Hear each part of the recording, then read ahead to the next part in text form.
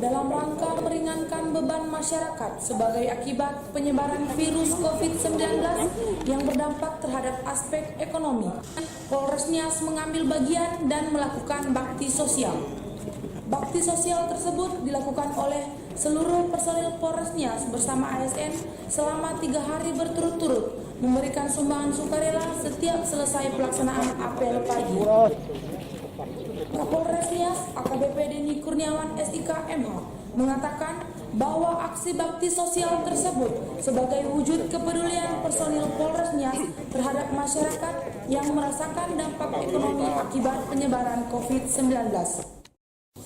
Dalam rangka menindaklanjuti perintah Bapak Kapolri terkait dengan seluruh personil Polri untuk ikut membantu meringankan beban masyarakat yang terdampak secara ekonomi di wabah COVID-19 ini, maka kami dari jajaran Polres Nias selama 3 hari seluruh personil mengumpulkan sumbangan yang dimasukkan dalam kotak khusus setiap apel pagi, dan alhamdulillah sudah terkumpul uang yang cukup dan akan kita berikan sembako berupa beras, dan hari ini akan kita distribusikan serentak di wilayah Polres Nias dan jajaran.